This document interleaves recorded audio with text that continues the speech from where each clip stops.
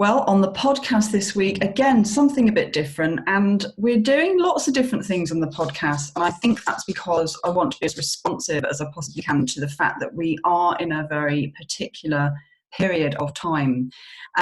So today I've got a biochemist by training who describes herself as a reformed academic who left the lab in 2014 and now pursues her interest in women's hormonal health.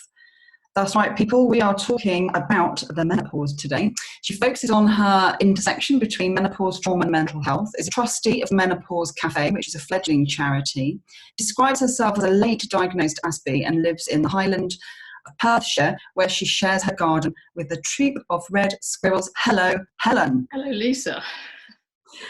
Very lovely to have you here. It's Helen Kemp as well. You see, I should say your full name in case everyone wants to rush off and go and find you, because we're going to be talking about something that we're going to link with COVID-19 and we're going to link with trauma. But my interest really around menopause is the fact that we don't talk about it. No, we don't. And I think it's given that it happens to more women than pregnancy. It's absolutely bizarre that, you know, even in 2020, it still seems a taboo subject. And I mean, I think it has something to do with shame and periods, because if you think, I know we're now talking about periods a lot more. And I think the younger generation are far more empowered to have conversations. But if we're not talking about the start of our menstrual life, it's not surprising we're not talking about the end of it either. And I think, you know, there's definitely a shame element. And I thought the only way to get rid of shame is to act. The antidote is to talk about it, isn't it? You've got to get it out there and make it an everyday topic of conversation, because it's no big deal. I agree. And I mean, I always think of Brene when we think about that, when she describes the Petri dish of what creates shame, you know, and that actually by talking about something, we don't, shame has nowhere to go, it evaporates. And I think that's a really interesting idea around shame. And I guess also because it affects us all differently. And in a minute, it'd be good to hear your story around this, because I'm 50. I'm well into the perimenopausal stage, which again is not something that I really understood or knew about until I was here, which of itself is quite strange, because the perimenopause is the bit that goes on for years before periods stop, and I'm well into that. So that's a clarification, first of all, isn't it? The perimenopause is the bit that goes on for quite a long time, and then the menopause is when periods have stopped for a year. But I've had two friends who I would say have both had the same age as me, exactly the same age as me, have both had what we might have previously termed breakdowns.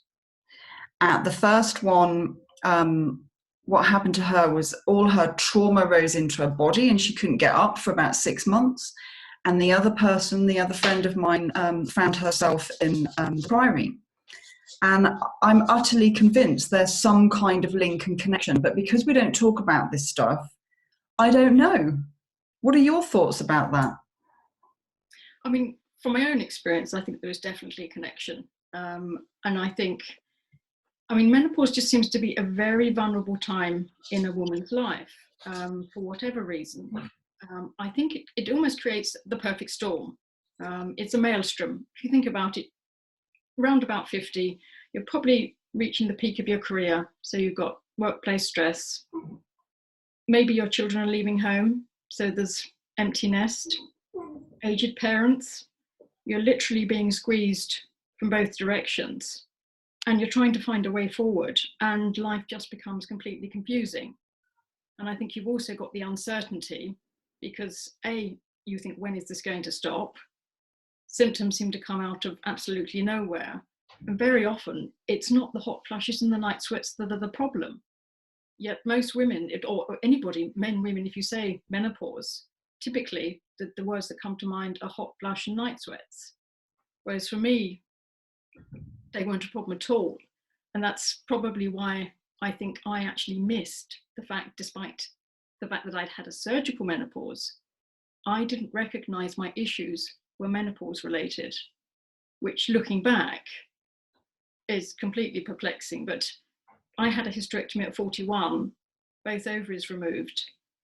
And for 3 years, I call them the wilderness years. I just sort of wandered around, the menopause jungle. And it wasn't until I started HRT after those 3 years that things just very, very gradually started to settle.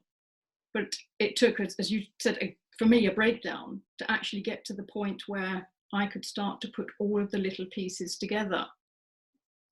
And I mean, my story it's far from alone. The Menopause Cafe events, we hear this time and time again. It's the emotional, the psychological impact that women are not prepared for.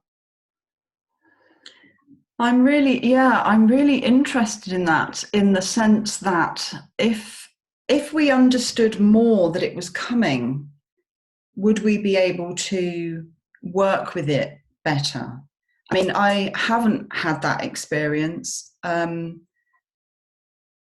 haven't had night sweats, and I haven't had any of those things. They may well be to come. And I think I did a lot of emotional work around my 40s, my moving into 40s.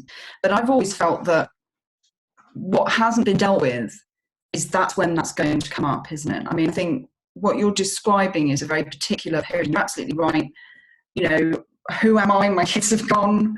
I'm nobody really, depending on where you are, what sort of career you have, you might not be being challenged in the same way. I mean, there's a whole raft of things that can be going on at 50 work-wise. And I'm just curious about the connections and links with trauma and poor mental health around what it is that creates that. Is it hormonal? Is it a lack of understanding? Is it feeling disconnected?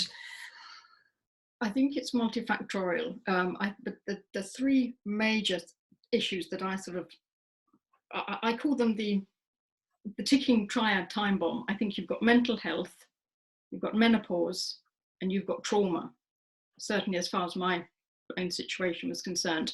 And I think if you look at where all of those three coalesce, it's around shame, loss, and disconnection. And I think they all feed into one another. And irrespective of perhaps, some women have hormonal sensitivities where they have a particular issue with PMS or PMDD. So they can be slightly more susceptible to hormonal perturbations around menopause. But even if I think your hormones have been what you would say fine, I still think women it's a very vulnerable time in their life. And as you say, if you haven't dealt with perhaps some of the emotional stuff, then I think it flicks a switch. And I think it's the body's way of saying, I suppose Gabor Mate would say it's the body's way of saying no. It just shuts down and it says, I'm not putting up with this anymore. And I think that's almost what menopause does. And it makes you wonder whether Mother Nature is actually saying it's time you started to look after yourself, rather than perhaps putting children first, perhaps partner first, career and work. I think it's a really good opportunity to recalibrate and sort of revisit what's important in your life. I think it's, from that point of view, I think it can be quite positive. But it would be nice if women didn't have to either fall off the cliff or just sort of run up against a brick wall as regards their mental health, to be able to get the support they need and to be able to transition more gradually through the menopause. I love that idea of nature, actually, because we're so out of tune, aren't we, really, with the natural processes. I always think that teenagers become really horrific as teenagers to help you disconnect from them.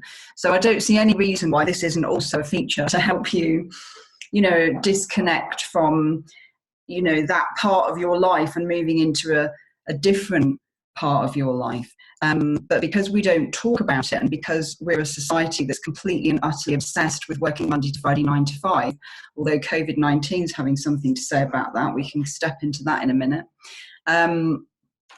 that the idea that there might be a period of time where women might need something a bit different, because we don't live in a society that works like that, then it highlights the challenges even more, doesn't it? I think so. And if you look at some cultures, they they look up to the elders, don't they? It's actually, it's a stage of life, and it's seen as becoming wise, you know, rather than, I suppose, modern society, you're seen as either decrepit, past it. And I think it's, yes, it's, I think if it's spoken about more, then it can change how we perceive it, rather than just sort of trying to push it to one side and pretend it doesn't exist. But also, I think your point is very valid. Forewarned is forearmed. I think if you know, or if you have some idea of the symptoms, because there are 34 of them, if you have an awareness of them, then of course you can help yourself, because instead of going to your GP with, I mean, some of my most troubling ones initially, other than the mental health ones, I had hair loss and nausea. And so I was having, in effect, morning sickness after I'd had a hysterectomy, and none of it makes sense. So you've got the uncertainty of what's going on, what's wrong with me. Whereas hair loss is such a common thing in menopause, perimenopause in particular. And obviously, you know, if you've had surgery, you'll have that in a similar way to when you've had a child. You know, you lose a great chunk of your hair you shed after 3 months. That's quite standard. But then with the perimenopause and menopause, it can just carry on. And I think with, yes, it's quite superficial, isn't it? If, you know, think of just losing some hair, but for a woman, I think it's intrinsically part of her, what she puts forward out into the world. And I think that knocks your confidence. So again, you can very, very gradually spiral downwards. And I think when you're spiraling down, you don't actually notice it because it's so gradual. But if we can get it sooner, if we can recognize it happening sooner, we can stop women really hitting that brick wall. Yeah. You mentioned there's 34 symptoms. I wonder if it's worth reeling those off. Can you reel off all 34? No, brain fog. That's one of the memory problems, word retrieval. Oh gosh, I mean, another one that got me that's really out from left field, gingivitis. A lot of women don't realise gum issues. So gingivitis, forgetfulness, brain fog, anxiety, depression, insomnia, itchy skin, dry skin, sore joints, muscle cramps. Yeah. 4 heap more, brittle nails. Yeah. The itchy skin I know about because I had that, which was really unnerving. Yes. Formication, yeah. And the skin, it's really, and restless leg syndrome. Yeah, there are really quite a few. So this intersection between shame, loss, and disconnection that you talked about, that sits somewhere around coming to the end of your cycle, your children moving on, and that sense of what is my place in the world, all colliding with each other. I mean, do you want to expand on that? Yeah, I mean, I think it's because I have lived experience of all three, it's where I'm sort of focusing my interest, because I would like to find out more about it myself, because I think if you can understand something, you can then meet it head on. And as I say, if you think about them in terms of shame and loss and disconnection, all of those, as you said, I think you completely lose your footing, you lose your balance, I've heard somebody say, because you have no compass point anymore.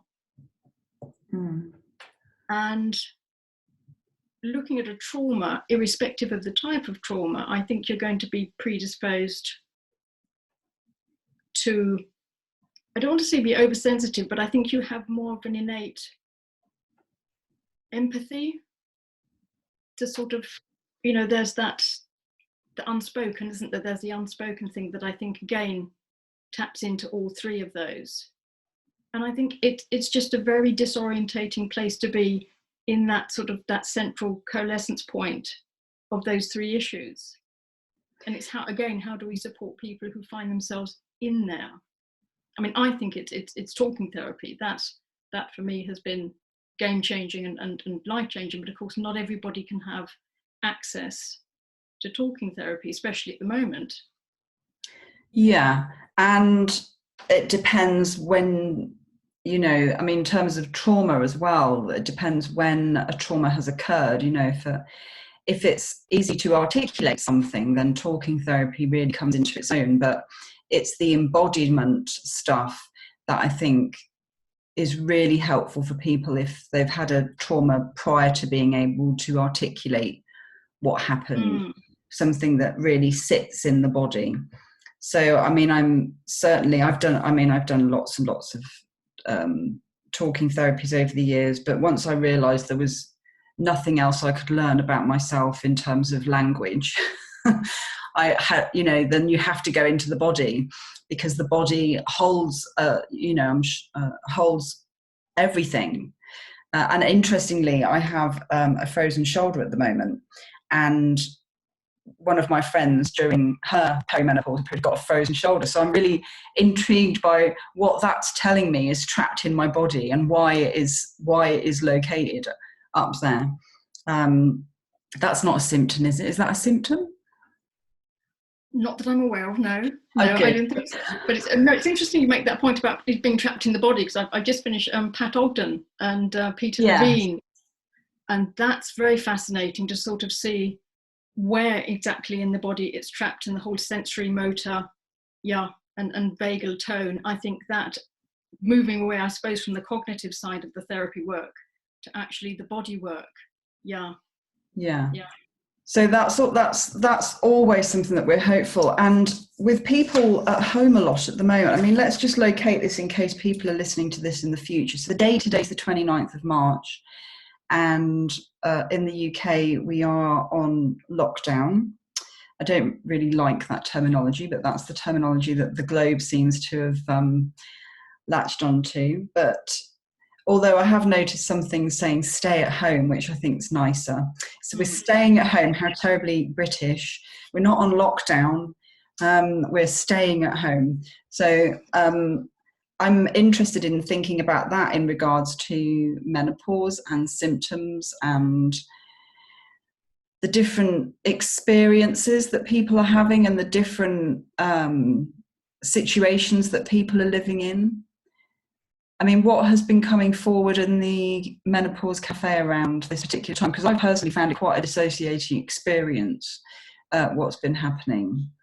Isolation, I think, is the key thing. I think women in particular are feeling even more isolated than they previously would have. And I think if you think about some of the impact of menopause anyway, perhaps low confidence, a lot of women, spikes in anxiety, they have a problem. Even if they could go out and drive, they tend to find a lot of women say, I can't drive at the moment, I'm super anxious, I can't leave the house, I'm super anxious. So I think isolation is not helping them at the moment, and particularly their mental health.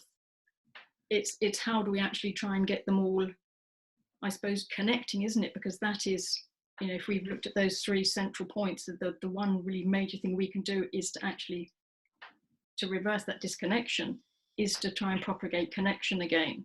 And I think, I mean, certainly we're going to try and roll out some virtual Menopause Cafe events over the coming weeks. And obviously we'll probably try and do those until we can get back to face-to-face physical interactions, because I think they will probably plug a gap.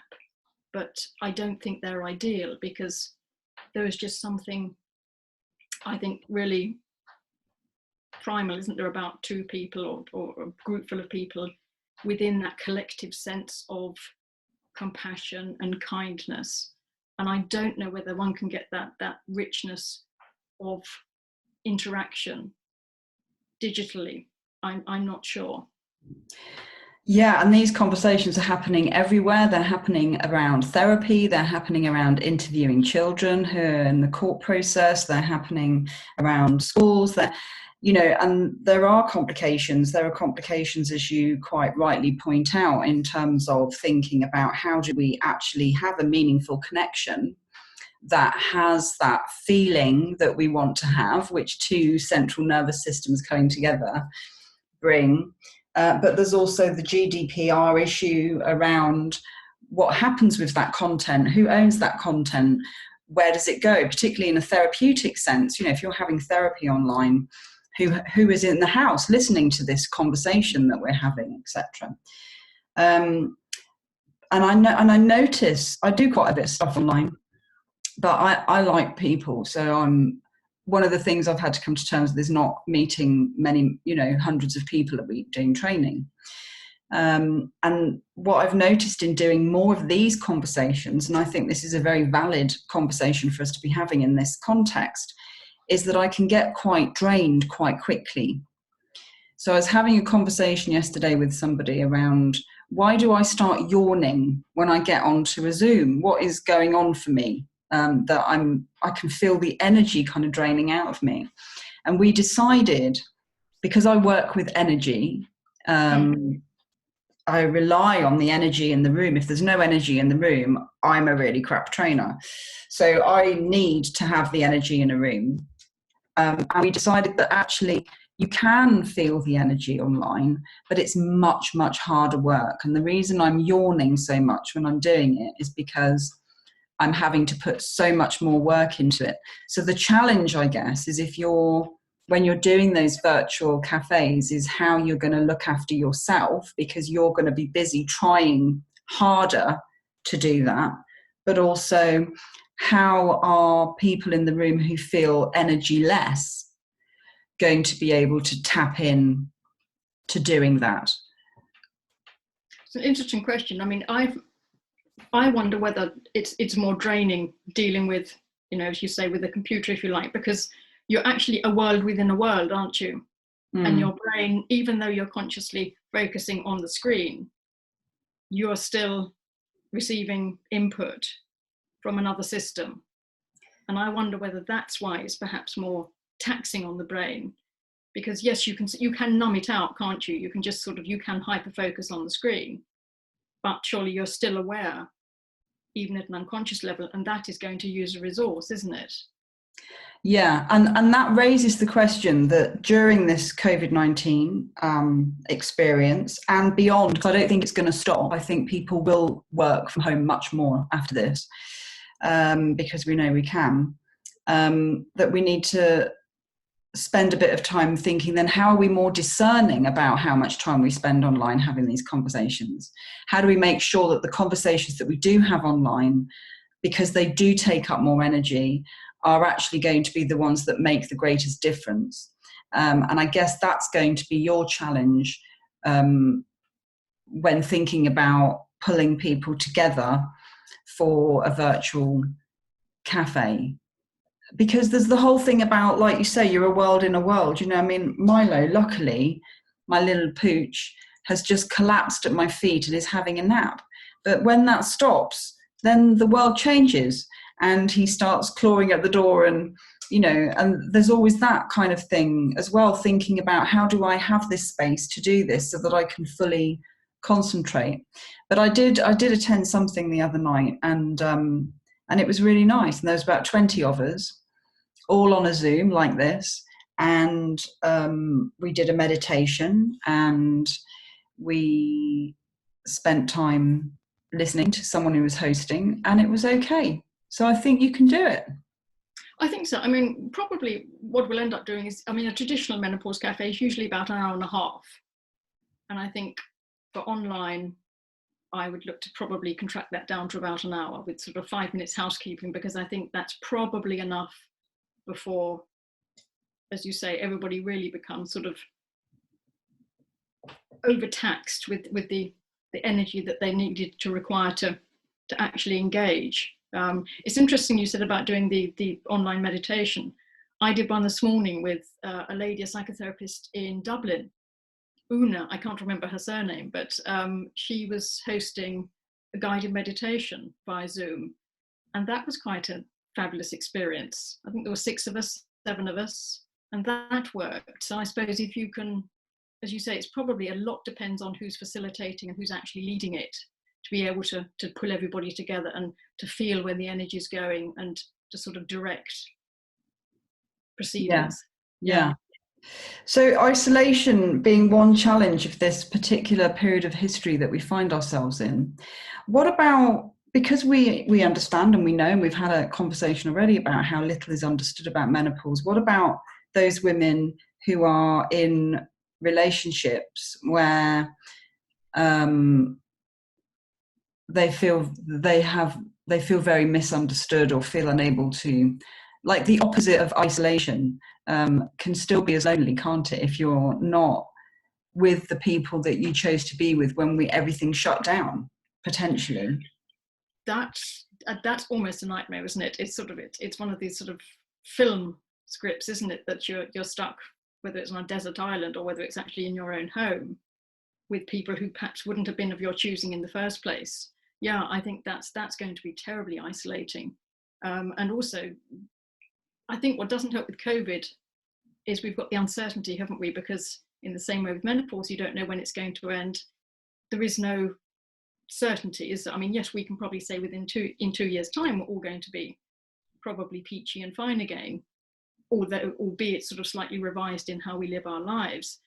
That's sort of a long time to look forward to an end point, isn't it? I think people at the moment would just rather have a fortnight or 4 weeks, because that, I think, within our mental capacity, we can work towards that.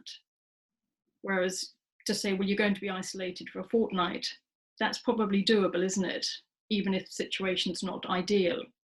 I think sort of longer term, I don't know whether there'll become more online groups where people can tap in to the support they need there. Or whether the community is set up, support groups online. That might be something. Yeah, I mean, I've seen so much new stuff online. It's fantastic, but of course, it also means that somebody has to have access to the internet, and they have to have a computer that they can use. I mean, it was interesting. I saw something this morning that Wi-Fi is actually a utility, not a luxury, and that is something that we will be looking at differently, I think, after all of this. You know, things are not going to go back to the way that they were. That moment has passed. We will all change, and we will all be different.